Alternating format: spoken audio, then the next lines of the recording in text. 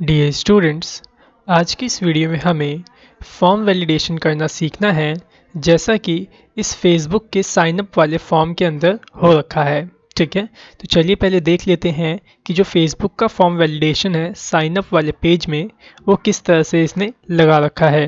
ठीक है, तो जो यहाँ पे देखिए, जब मैं यहाँ फर्स्ट नेम वाले इनपुट बॉक्स पे क्लिक करता हूँ, ठीक है, और उसके बाद अगर मैं कहीं बाहर क्लिक करता हूँ तो देखिएगा क्या होगा। मीन्स इसको मैंने खाली छोड़ रखा है, इसमें मैंने कोई भी टेक्स्ट नहीं लिखा। ठीक है, सिर्फ मैंने क्या किया, यहाँ पे क्लिक किया और मैंने यहाँ बाहर क्लिक किया।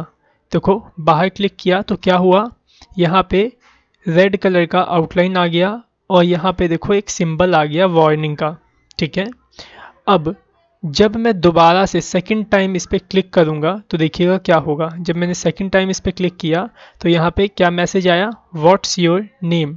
तो ये सब हो कैसे रहा है, हमें इसी जो ये हो रहा है हमें इसी को बनाना आज सीखना है। ठीक है, तो जरा ध्यान देने वाली बात जरा देखिए, जब हम फर्स्ट टाइम इस पर क्लिक करते हैं और बाहर क्लिक करते हैं तो क्या हो रहा है, ये बॉर्डर आ रहा है और यहाँ पे सिंबल आ रहा है ये वार्निंग का।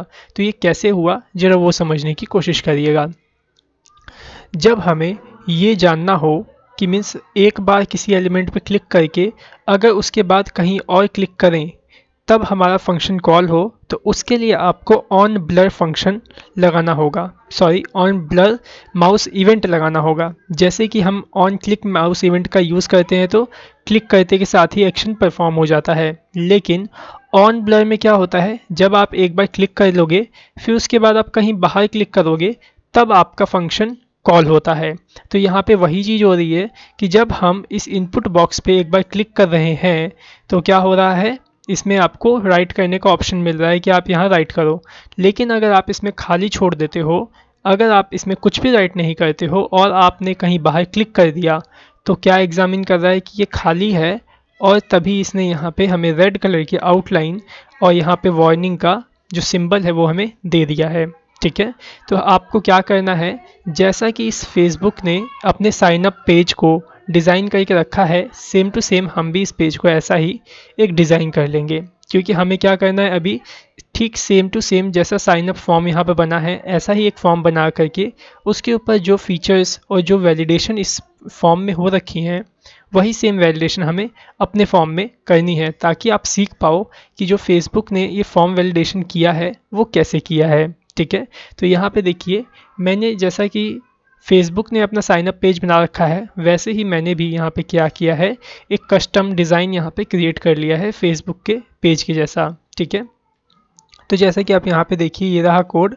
यहाँ पे मैंने index.html में क्या किया है, सिंपल से बॉडी ली है, बॉडी में एक फॉर्म को बनाया। ठीक है, उसके बाद फॉर्म के अंदर ही मैंने h1 से साइन अप और p एलिमेंट से इट्स क्विक एंड ईजी को डिफाइन कर दिया, जो कि आपको यहाँ पे दिखाई दे रहा है। उसके बाद देखो यहाँ पे एक HR लाइन है और उसके बाद ये 4 हमारे इनपुट बॉक्स हैं। ठीक है, तो यहाँ पे आप देख लीजिए इनपुट बॉक्स को मैंने किस तरह से यहाँ पे लिखा है। ये रहा HR, ये रहा मेरा फर्स्ट इनपुट। ठीक है, इसमें देखो मैंने क्या किया है, इनपुट टाइप टेक्स्ट, नेम मैंने फर्स्ट नेम दिया है, आईडी भी मैंने यहाँ पे फर्स्ट नेम दिया है। ठीक है, और प्लेस होल्डर में भी मैंने फर्स्ट नेम डाल दिया है। फिर इसी तरह से मैंने सेकंड बनाया सरनेम का और उसमें भी आईडी भी सरनेम, प्लेस होल्डर सरनेम डाल दिया। उसके बाद मैंने यहाँ पे बनाया इनपुट टाइप टेक्स्ट, नेम मैंने ईमेल दिया है। ठीक है, और यहाँ पे आईडी भी ईमेल दे दिया है, प्लेस होल्डर में राइट किया है मोबाइल नंबर और ईमेल एड्रेस। ठीक है, इसी तरह से मैंने लास्ट इनपुट बनाया है पासवर्ड के नाम से, और उसमें नेम भी पासवर्ड रखा है और आईडी भी पासवर्ड और प्लेस होल्डर भी न्यू पासवर्ड। ठीक है, जो कि आपको यहाँ पे ऐसा दिखाई दे रहा है।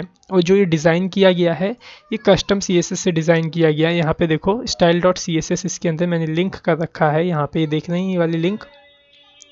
सो यहाँ पे देखो style.css के अंदर सबसे पहले मैंने क्या किया है, एस्ट्रिक का सिंबल दे के ये डिफाइन किया है कि सभी एलिमेंट में ये प्रॉपर्टी लागू हो जाए। कौन कौन सी प्रॉपर्टी लागू हो जाए, पहली बॉक्स साइजिंग बॉर्डर बॉक्स, इसका मतलब क्या कि जो भी एलिमेंट बने उन सब का विड्थ और हाइट एक्चुअल साइज में आए। ठीक है, और सभी में से मार्जिन और पैडिंग रिमूव हो जाए।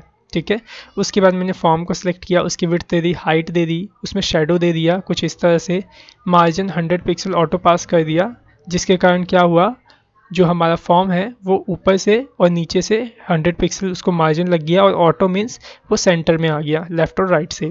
ठीक है। बॉर्डर रेडियस पास कर दिया 10 पिक्सल और पैडिंग पास कर दी 15 पिक्सल, ठीक है। उसके बाद H1 में मैंने फॉन्ट फैमिली लगा लिया, पी एलिमेंट को मैंने सेलेक्ट करके कुछ प्रॉपर्टीज़ को डिफाइन कर लिया। बाकी मुझे पता है आपको तो डिज़ाइनिंग आती है, मैंने आपको ऑलरेडी CSS को सही से आपको सिखा रखा है, तो उम्मीद करता हूँ कि आप इसे सही से इसी तरह से डिज़ाइन कर लोगे, ठीक है। अब हमें क्या करना है, यहाँ पे इसी के साथ में एक जावास्क्रिप्ट के पेज को भी अटैच करना होगा। मीन्स इसमें हमें जावास्क्रिप्ट लगाना है, तो अभी हम क्या करेंगे, इसी index.html के अंदर स्क्रिप्ट टैग को स्टार्ट नहीं करके जावास्क्रिप्ट स्टार्ट नहीं करेंगे। इसके अंदर हम जावास्क्रिप्ट के लिए एक एक्सटर्नल पेज बनाएंगे, जैसे कि हमने टेक्स्ट एडिटर वाले एप्लीकेशन में बनाया था, ठीक है। सो आप क्या करोगे, न्यू पेज बनाने के लिए फाइल में जाओ, न्यू फाइल पे क्लिक करो, ठीक है। यहाँ पे कुछ भी राइट करके Ctrl+S बटन दबाओ और उसे सेव कर लो। कहाँ पे सेव करोगे, जहाँ पे आपकी इंडेक्स फाइल और ये स्टाइल फाइल जो होगी वहीं पे आपको सेव करना है। तो मैं इसे स्क्रिप्ट के नाम से सेव कर लेता हूँ और एक्सटेंशन लगाऊंगा script.js, ठीक है। इसे सेव पे क्लिक कर देता हूँ, ठीक है। और जो ये देख रहे हो मेरी ये तीनों जो फाइल हैं, ये देखो यहाँ पे एक फ़ोल्डर के अंदर यहाँ पे मौजूद हैं। ये देख रहे हैं फेसबुक फॉर्म वैलिडेशन वाला फ़ोल्डर जो आप देख पा रहे होंगे, इसी के अंदर देखो मेरी इंडेक्स फाइल, स्टाइल फाइल और स्क्रिप्ट फाइल मौजूद है, ठीक है। अब चलिए हम क्या करते हैं, जो हमने ये JS फाइल बनाई है, इस फाइल को हम अपने index.html से लिंक करते हैं, ठीक है। लिंक कैसे होगा जरा वो देखो। अभी मैं क्या करता हूँ, यहाँ पे हेड टैग के अंदर ही मैं स्क्रिप्ट टैग को लगा देता हूँ, ठीक है। तो देखो मैंने स्क्रिप्ट को स्टार्ट किया और क्लोज कर लिया। अब हमें क्या करना है, एक्सटर्नल स्टाइल जो एक्सटर्नल script.js वाली फाइल है उसे यहाँ पे लिंक करना है। तो आप क्या करोगे, स्क्रिप्ट टैग ओपन करोगे, उसमें एट्रीब्यूट लगाओगे स्क्रिप्ट सोर्स और यहाँ पे आप अपने JS वाले पेज का नाम लिख दोगे। तो मैंने राइट कर दिया script.js, ठीक है। बस अब आपका क्या हुआ, जो script.js है वो पेज यहाँ पे लिंक हो गया है, ठीक है। अब जब हम इसकी एक बार टेस्टिंग कर लेते हैं क्या सक्सेसफुली यहाँ पे लिंक हुआ या नहीं। तो उसके लिए आप क्या करो, script.js में जाओ और यहाँ पे window.alert पास कर दो। और अगर ये script.js जो पेज है, अगर वो सक्सेसफुली इसके साथ हमारे index.html के पास कनेक्ट हो जाएगा तो window.alert उसमें एग्जीक्यूट कर जाएगा, ठीक है। तो मैं यहाँ पे लिख देता हूँ चेक, सेव करता हूँ और एक बार रन करके देखता हूँ रिलोड करके क्या window.alert इसमें होता है या नहीं। सो देखो मैंने इसे रिलोड किया और यहाँ देखो सक्सेसफुली जो हमारा जावास्क्रिप्ट वाला पेज है वो यहाँ पे लोड हो गया है, ओके।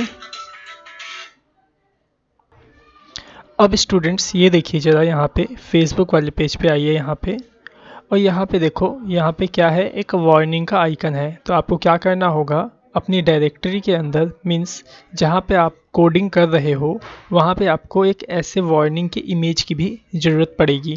तो चलिए सबसे पहले हम क्या करते हैं, इस वार्निंग वाली इमेज को डाउनलोड कर लेते हैं। तो कैसे डाउनलोड होगा जरा वो देखिए। आप गूगल पे आएंगे और यहाँ पे सर्च करेंगे वार्निंग PNG इमेज। क्या सर्च करोगे, वार्निंग PNG इमेज। तो मैं यहाँ सर्च कर लेता हूँ वार्निंग PNG इमेज।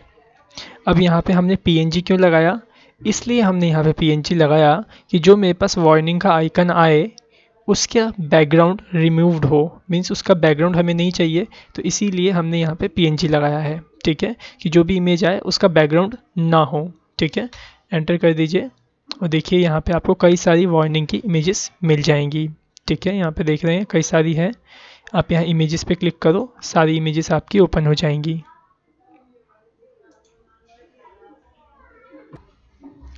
सो यहाँ पे देखिए कई सारी इमेजेस आ गई। हमें कैसी इमेज चाहिए, जैसे कि फेसबुक में लगा हुआ है, ठीक है। तो वेट कर लेते हैं, थोड़ा नीचे भी आ जाएगा अब इमेज। सो स्टूडेंट्स यहाँ पे देखिए, यहाँ पे कई सारी इमेजेस है। जरा हम इसको एक बार क्लिक करके देखते हैं क्या इसका बैकग्राउंड रिमूव्ड है या नहीं, ठीक है। ये वाली इमेज, तो ये देखिए इसका जो बैकग्राउंड है देखो नहीं आया, वाइट कलर का कुछ इस तरह का बैकग्राउंड आया। तो इसका मतलब ये है कि जो इसका बैकग्राउंड है इसका नहीं है और ये PNG इमेज है। आप क्या करोगे, इसे राइट क्लिक करोगे, सेव इमेज एज ऑप्शन पे क्लिक करके आप इसे डाउनलोड कर लोगे। कहाँ पे डाउनलोड करके रखोगे, जहाँ पे आपने कोड रखा हुआ है, ठीक है। तो देखो मैं वो लोकेशन चूज़ कर लेता हूँ और वहीं पे डाउनलोड करूँगा इसको। ये रहा फेसबुक फॉर्म वैलिडेशन वाला मेरा फॉर्म ठीक है। अब मैं इसमें क्लिक कर लेता हूँ और यहीं पे मैं बाहर ही अपने फोल्डर में वार्निंग के नाम से इसे डाउनलोड कर लूँगा। ठीक है, वार्निंग, और देखो यहाँ पे क्या लिखा है, PNG फाइल। सेव पे क्लिक कर लूँगा जिससे कि जो ये इमेज है ये हमारे सिस्टम में यहाँ डाउनलोड हो जाएगी। तो ये देखो मैं आपको दिखाता हूँ, ये रहा मेरा फोल्डर फेसबुक वाला। इसको मैं ओपन करूँगा और यहाँ पे देखो जो वार्निंग वाली इमेज है वो यहाँ पे आ गई है। ठीक है स्टूडेंट्स, अब आपको क्या करना है, जो ये हमने इमेज डाउनलोड करी है इसको पहले से ही यहीं पे सेट करके रखना पड़ेगा। मीन्स यहाँ पे जो ये आप फर्स्ट नेम देख रहे हो यहाँ पे, क्योंकि यहाँ पे हो क्या रहा है, पहले जब इस पर क्लिक हो रहा है फिर उसके बाद कहीं और बाहर क्लिक हो रहा है, मीन्स ऑन ब्लर जब हो रहा है तो क्या हो रहा है, यहाँ पे ये आइकन ऑलरेडी पहले से छुपा हुआ था, लेकिन जब हमने बाहर क्लिक किया तो ये आइकन यहाँ से डिस्प्ले हो गया। ठीक है, तो आपको क्या करना होगा, सबसे पहले इस आइकन को यहाँ पे छुपा के रखना होगा। ठीक है, तो आ जाइए, सबसे पहले हम क्या करते हैं, इस आइकन को यहाँ पे छुपा के रखते हैं अपने वाले इस फॉर्म में। ठीक है, कैसे रखेंगे जरा वो देखिए। आ जाइए यहाँ पे इस कोड के अंदर और देखो पिक्चर का नाम याद रखना क्या है, पिक्चर का नाम warning.png। ठीक है, तो यहाँ पे आ जाओ पहले index.html के अंदर और यहाँ पे देखो हमारा इनपुट बॉक्स कहाँ है, पहला वाला ये रहा। ठीक है, input type text first name वाला ये रहा इनपुट। ठीक है, तो इसी के बाद मैं उस इमेज को इंसर्ट करने वाला हूँ। तो यहाँ पे मैंने इमेज सोर्स लिखा और यहाँ पे इमेज का नाम डाल देता हूँ warning.png। ठीक है, ऑल्ट एट्रीब्यूट में डाल देता हूँ वार्निंग। ठीक है, यहाँ पे जो इमेज है, इमेज का साइज़ भी आपको डालना होगा। तो मैं यहाँ पे इमेज का जो साइज़ है वो कम कर देता हूँ, विड्थ डाल देता हूँ यहाँ पे, जैसे कि 20 पिक्सल एक बार डाल के चेक करते हैं कि कितना आता है। ठीक है, मीन्स मैंने यहाँ पे 20 पिक्सल डाला है और देखो मैंने यहाँ पे जो विड्थ डाली है वो HTML के शब्दों में डाली है। ठीक है, मीन्स HTML के एट्रीब्यूट के शब्दों में, जहाँ पे अगर आपको पिक्सल लिखना होता है 20 पिक्सल तो आप सिर्फ 20 लिख देते हो और पिक्सल ऑटोमेटिकली यहाँ पे लग जाता है। अभी हमने देखो CSS से यहाँ पे कोड नहीं किया है। ठीक है, तो यहाँ पे मैंने विड्थ डाल दी 20। अब मैं जरा इसे रन करके टेस्ट करता हूँ कैसा ये वर्क करता है।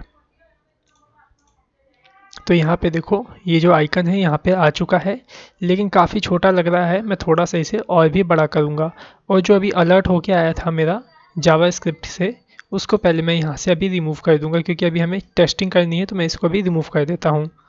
ठीक है, और यहाँ पे जो मैंने 20 लिखा है मैं इसको 30 करके एक बार टेस्ट करूँगा कि कैसा हमें प्रीव्यू होता है। ठीक है, विथ 30 पिक्सल।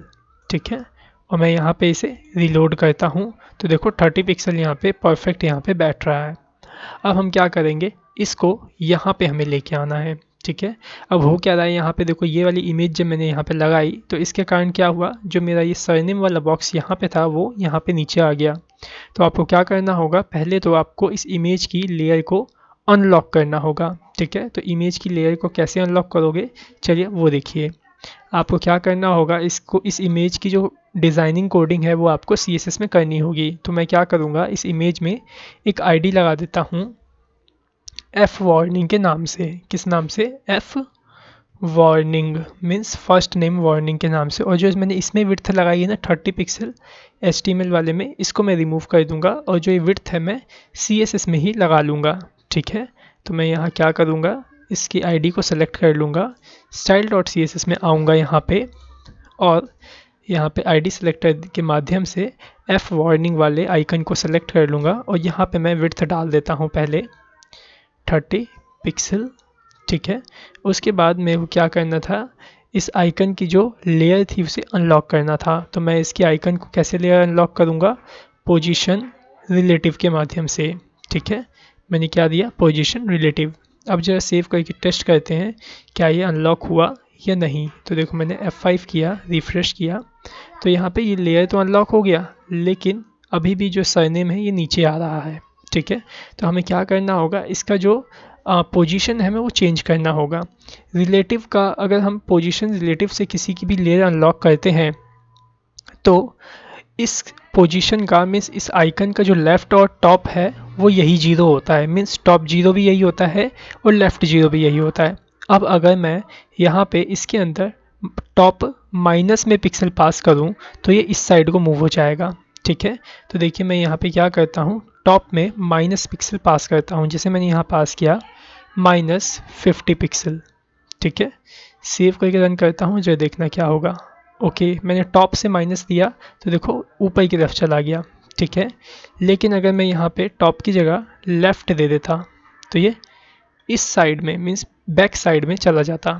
ठीक है, तो मैं यहाँ पे लेफ़्ट दे देता हूँ -50, तो देखो यहाँ पे आ गया।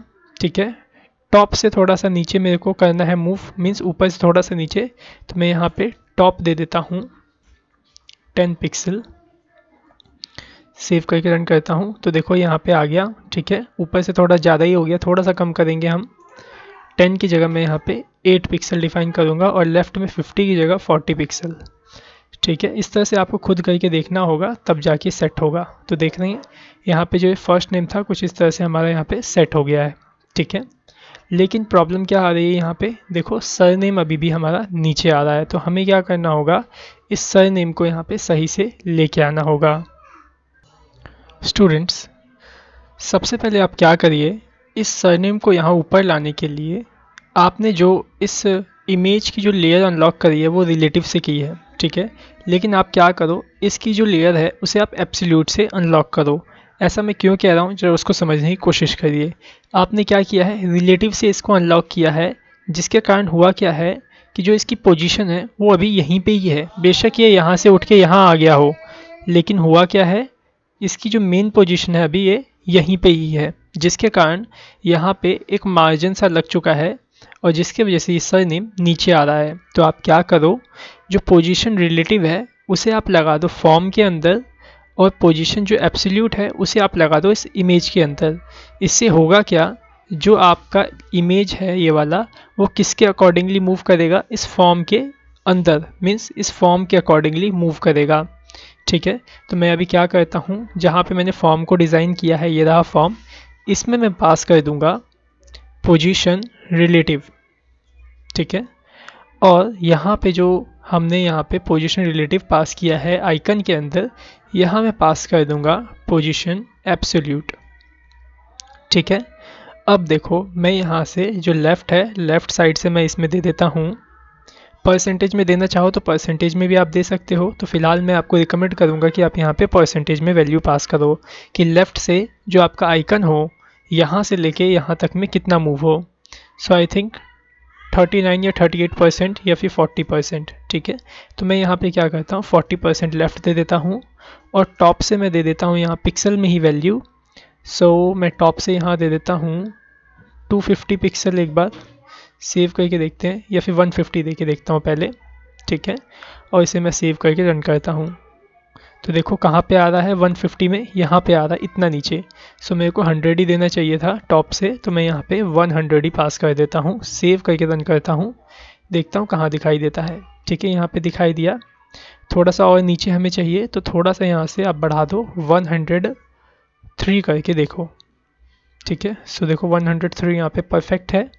और इसको मैं थोड़ा सा और इधर करना चाहता हूँ, इस साइड थोड़ा सा और, तो आप यहाँ पे 41% कर दो या 42% कर दो लेफ़्ट साइड से। F5 करो तो देखो यहाँ पे आ गया। और जो आपका सरनेम है वो भी अभी यहीं का यहीं है, ये भी आपका सरनेम नहीं दिख रहा है। ठीक है, सो देखो हमने क्या किया, हमने अपने आइकन को यहाँ पे सेट कर लिया है। अब आप क्या करोगे, इस आइकन को सभी इनपुट बॉक्स के अंदर ऐसे ही सेट कर लोगे। ठीक है, अब आपको क्या करना है, इस आइकन को आप क्या करो, इसे हाइड करके रख लो। ठीक है, छुपा के रख लो। कैसे छुपेगा, आप इसमें लगा दो डिस्प्ले नन प्रॉपर्टी। ठीक है, क्या लगा दो, डिस्प्ले नन। ठीक है, मैं सेव करता हूँ और इसे रन करता हूँ तो देखिए जो ये है आइकन वो यहाँ से हाइड हो जाएगा, छुप गया। सो अब हमें क्या करना है, यहाँ पे जब इस पर एक बार क्लिक हो और उसके बाद कहीं बाहर क्लिक हो तो रेड कलर का आउटलाइन हो जाए इस इनपुट का और जो आइकन है वो यहाँ पे शो हो जाए। ठीक है, चलिए फिर उसे हम बनाना शुरू करते हैं। तो यहाँ पे आ जाइए कोड में और यहाँ script.js में आप आ जाइए। ठीक है, उसके बाद मैंने अभी आपको बताया कि जब हम फर्स्ट टाइम क्लिक करके सेकेंड टाइम कहीं बाहर क्लिक करते हैं तो उसको कौन सा इवेंट बोलते हैं, ऑन ब्लर माउस इवेंट बोलते हैं। ठीक है, तो आपको क्या करना होगा, सबसे पहले आपको यही काम करना है कि यहाँ पे आप माउस इवेंट को कॉल करोगे फंक्शन के साथ। ठीक है। मीन्स इस प्रोजेक्ट में हमें क्या करना है, index.html के अंदर यहाँ पे आकर के मीन्स टैग के अंदर माउस इवेंट आपको कॉल नहीं करना है। आपको प्रोफेशनली जैसे कि जावास्क्रिप्ट के अंदर किसी भी फंक्शन को कॉल किया जाता है किसी भी इवेंट पे, उसी तरह से हमें यहाँ पे कॉल करना है। ठीक है, तो हम क्या चाहते हैं, जब वो देखो, जब इस index.html के अंदर इस इनपुट पे, किस इनपुट पे, जो फर्स्ट नेम आप वाला इनपुट देख रहे हो ना, फर्स्ट नेम वाला, जब इस पे क्लिक हो और फिर उसके बाद बाहर कहीं क्लिक हो तो फंक्शन को एग्जीक्यूट करना है। तो उसके लिए हमें क्या करना होगा, ऑन ब्लर फंक्शन को लगाना होगा, सॉरी ऑन ब्लर फंक्शन कह रहा हूँ मैं, ऑन ब्लर माउस इवेंट को लगाना होगा। किस पे, इसी इनपुट पे। तो सबसे पहले क्या करो, आप इस इनपुट को जावास्क्रिप्ट के अंदर सेलेक्ट कर लो। ठीक है, तो यहाँ पे देखो आईडी लिखी है फर्स्ट नेम, तो मैं क्या करूँगा, इसे document.getElementById के माध्यम से मैं इस फर्स्ट नेम वाले इनपुट को सेलेक्ट करके रख लूँगा। तो मैं यहाँ पे पहले क्या करूँगा, सबसे पहले एक वेरिएबल बना लेता हूँ। ठीक है, और यहाँ पे मैं f नेम के नाम से या फिर f इवेंट के नाम से एक वेरिएबल बना लेता हूँ। ठीक है, जिसमें मैं ऐसे राइट कर देता हूँ document.getElementsById के माध्यम से। ठीक है, document.getElementById मैंने यहाँ राइट की, और इसके अंदर मैं राइट कर देता हूँ फर्स्ट नेम,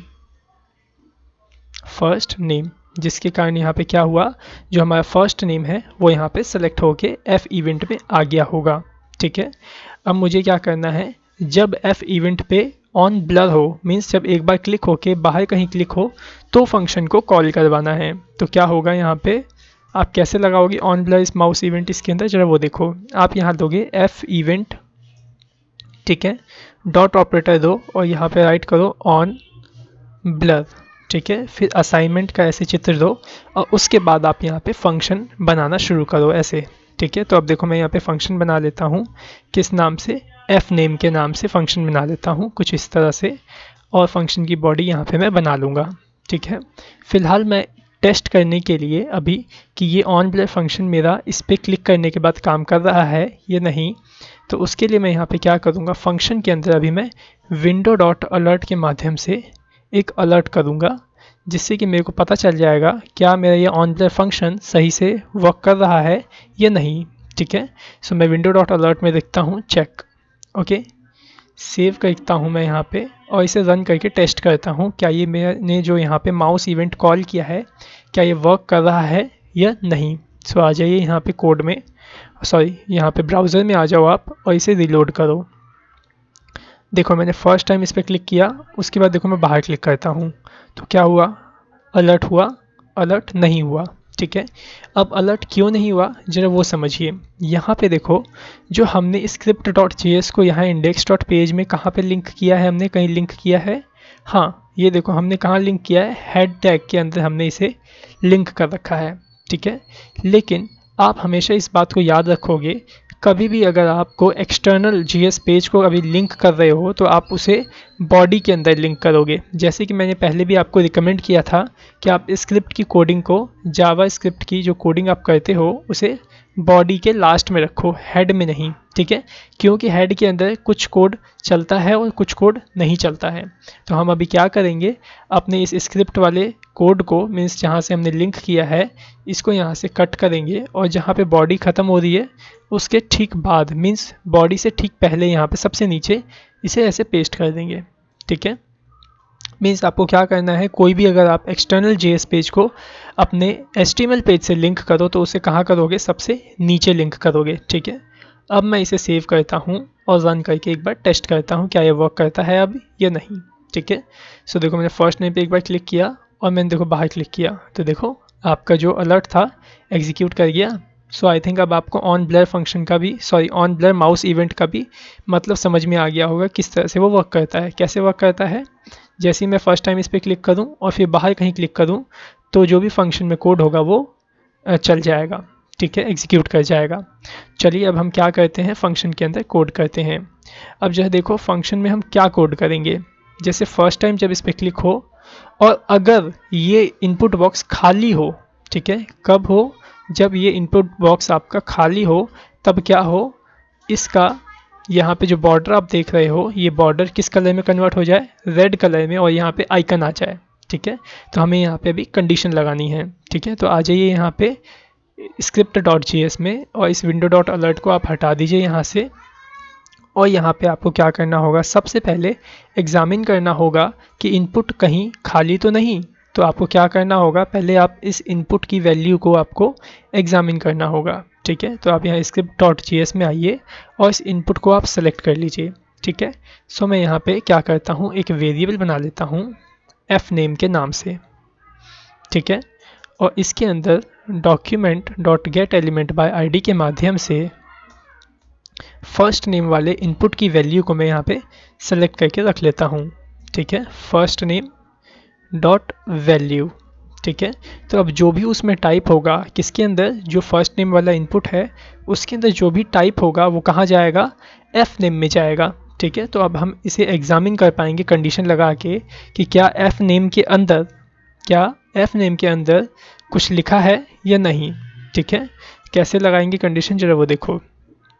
कंडीशन का आप सिंटेक्स लिखो इफ़, उसके बाद आप पैरेंथेसिस दो और इफ़ की बॉडी ऐसे शुरू कर दो, ठीक है। अब आपको क्या कंडीशन लगानी है, जो कंडीशन लगानी है आप इफ़ के पैरेंथेसिस के अंदर डाल दो। तो मैं ये कंडीशन लगा रहा हूँ, क्या F name variable equal to empty है, मीन्स क्या एफ नेम यहाँ पे इक्वल के बराबर है। अगर एफ नेम हमारा एम्प्टी है तो क्या हो, ठीक है। तो जो हो उसे हम यहाँ पे इफ़ के पैरेंथेसिस में डिफाइन कर देंगे, ठीक है।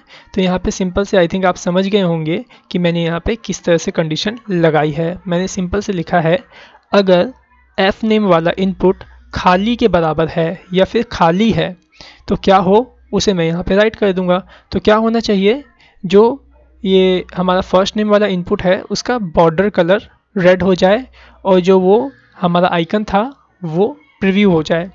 तो आपको सबसे पहले काम क्या करना है, यहाँ पे आपको पहले एफ नेम वाले मीन्स जो आपने एफ नेम वाला इनपुट है उसे सेलेक्ट करना होगा, ठीक है।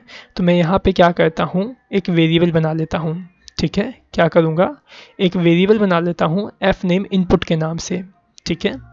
सो देखो यहीं पे बाहर बना सकते हो तो यहाँ पे आप बाहर भी बना लो, या फिर अंदर बनाना है तो आप अंदर भी बना सकते हो, कोई प्रॉब्लम नहीं है, ठीक है। बाकी मैं यहीं पे बाहर बना लेता हूँ एक वेरिएबल, किस नाम से, एफ नेम इनपुट के नाम से, ठीक है। अब जो ध्यान देने वाली बात ये है कि हमने यहाँ पे भी तो एक वेरिएबल बनाया था एफ नेम वाला, लेकिन इस एफ नेम में क्या सेलेक्टेड है, वैल्यू सेलेक्टेड है, ना कि इनपुट, ठीक है। तो हम क्या करेंगे, अभी यहाँ पे इनपुट को ही सिर्फ सेलेक्ट करेंगे। अगर मैं यहाँ पे इस इनपुट के अंदर document.getElementById में सिर्फ फर्स्ट नेम डाल के इसे ऐसे सेमीकोलन से टर्मिनेट कर दूँ तो इसका क्या मतलब होगा, इतना लिखने का मतलब है इनपुट बॉक्स सेलेक्ट है और इतना लिखने का मतलब है इनपुट बॉक्स की वैल्यू सेलेक्ट है, क्योंकि इसमें वैल्यू हमने लगा रखा है, ठीक है। सो आई थिंक आप समझ गए होंगे। अब हमें क्या करना है, यहाँ पे इफ़ में डिफाइन करना है, अगर हमारा एफ नेम वाला जो इनपुट बॉक्स है अगर वो खाली होगा तो एफ नेम इनपुट का जो बॉर्डर है वो रेड कलर का हो जाए। तो मैं यहाँ पे क्या करूँगा, अब इसको यहाँ पे सेलेक्ट करके लिखूँगा, कैसे, एफ नेम इनपुट में स्टाइल लगाऊंगा, ठीक है। और इसमें मैं बॉर्डर पास करूँगा, ओके। बॉर्डर में मैं ऐसे लगा देता हूँ 1 पिक्सल सॉलिड रेड, ठीक है। अब मैं इसे सेव करता हूँ और एक बार रन करके टेस्ट करता हूँ क्या जो हमने यहाँ पे कंडीशन लगाई है क्या ये कंडीशन वर्क कर रही है या नहीं। सो आप यहाँ पे आ जाइए, इसको इसे रिलोड करिए और यहाँ पे मैं क्या करता हूँ, फर्स्ट नेम पे एक बार क्लिक करता हूँ और उसके बाद बाहर क्लिक करता हूँ। तो देखो क्या हुआ, जो यहाँ पे बॉर्डर था वो रेड कलर का हो गया है, ठीक है। सो आई थिंक आपको समझ में आ गया होगा किस तरह से हमने यहाँ पे कंडीशन लगाई है। अब हमें एक और कंडीशन क्या लगानी है कि जब ये फर्स्ट नेम वाला इनपुट खाली हो तो इस रेड बॉर्डर के साथ साथ वो आइकन भी आना चाहिए। तो आपको क्या करना होगा, यहाँ पे script.js के अंदर आपको आइकन को भी सेलेक्ट करके रखना होगा। तो आई थिंक आपको याद होगा हमने आइकन में क्या आईडी लगाई थी, एफ वार्निंग, ठीक है। तो मैं क्या करूँगा, इस एफ वार्निंग को, इस इमेज को script.js में सेलेक्ट कर लूँगा, ठीक है। वेरिएबल बना लेता हूँ F icon, means first time वाला आइकन, ठीक है। यहाँ पे सेलेक्ट करके रखता हूँ document.getElementsById और इसके अंदर मैं F वार्निंग वाले आइकन को ऐसे सेलेक्ट कर लिया। ठीक है, अब यहाँ पे क्या डिफाइन करूँगा, इफ़ के अंदर अगर मेरा F नेम वाला इनपुट एम्प्टी हो तो क्या क्या हो, पहले तो बॉर्डर का कलर रेड हो जाए और दूसरा क्या हो वो भी आप यहाँ पे डिफाइन कर दो। तो यहाँ पे क्या हो, जो F आइकन है, क्या है, जो F आइकन है वो क्या होने लग जाए, दिखने लग जाए। ठीक है, तो आप उसे कैसे डिफाइन करोगे, F आइकन में स्टाइल लगाओगे और इसके अंदर आप पास करोगे डिस्प्ले ब्लॉक। सो मैंने यहाँ पे पास कर दिया डिस्प्ले ब्लॉक। ठीक है, सेव करके रन करता हूँ, जो देखिए क्या ये वर्क करेगा या नहीं। ठीक है, सो देखो मैंने इसे रिलोड किया, मैंने क्या किया, अब इस पर फर्स्ट टाइम क्लिक किया, फिर कहीं बाहर क्लिक करता हूँ तो देखो क्या आया, यहाँ पे बॉर्डर भी रेड कलर का हो गया और साथ ही साथ आपका आइकन भी आ गया। स्टूडेंट्स, अब आपको क्या करना है, जिस तरह से हमने अभी सिर्फ फर्स्ट नेम वाले इनपुट को वैलिडेट किया है, इस तरह से आपको इन सभी इनपुट बॉक्स में इस तरह से वैलिडेट करना है। ठीक है, और यहाँ पे जितने भी ये इनपुट देख रहे हो, जैसे कि फर्स्ट नेम में हमने वैलिडेट किया वैसे ही आप इन सभी के अंदर भी आप वैलिडेट करोगे। ठीक है, सो इसके आगे की एजुकेशन को हम इसके नेक्स्ट पार्ट में कंटेन करेंगे। So thanks for watching our video, have a nice day.